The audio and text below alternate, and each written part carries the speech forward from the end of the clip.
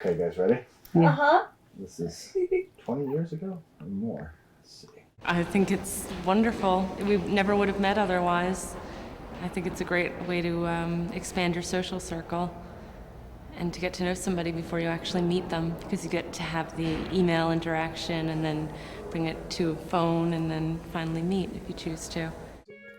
Mother's pretty, girls. Oh. So's your daddy. Christine and I met online on Match.com. His profile was a little bit silly. Are you looking for me was his headline. It's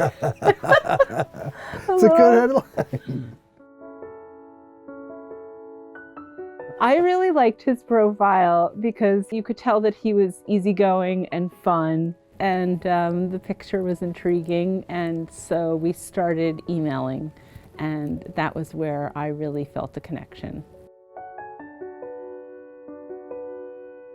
Back then, it was a lot harder to scroll through pages. There was only a single thumbnail profile picture, if you had one. A lot of the profiles didn't have any pictures. But Christine's picture really stood out. Her smile, and I could just tell that there was an energy and a certain life there. So until I stumbled across her profile, and then when I read it, and she had things in her profile like skydiving and living life to its fullest.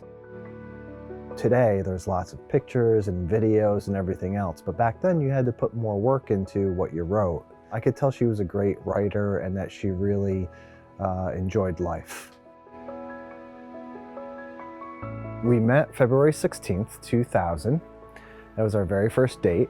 We met at a Mexican restaurant in Tarrytown, New York. I had already spoken to him and really liked him, but the minute I saw him in person, I had never felt the way I felt.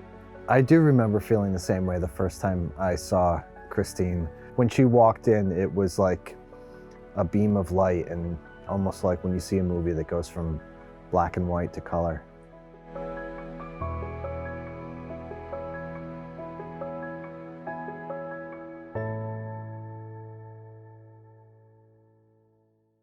I'm trying to remember when we first said I love you. And that was actually a funny story that tells you about how times have changed with the internet. And just a quick story was that I emailed her saying I love you.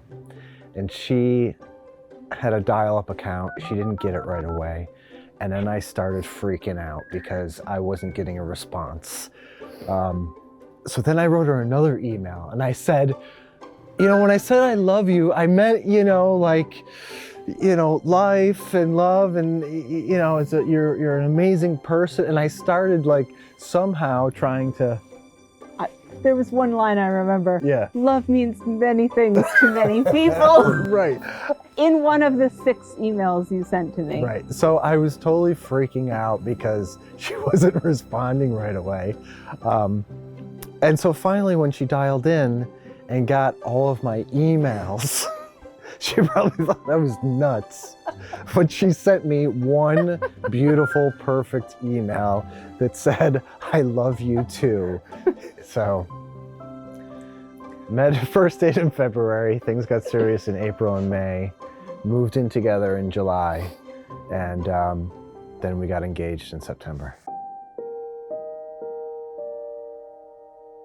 The best thing about Eric's proposal to me was that it was at home, and we were about to go to Europe for 10 days. We were at the house looking at a beautiful Hudson River. I had, of course, a hot tub because I was a bachelor.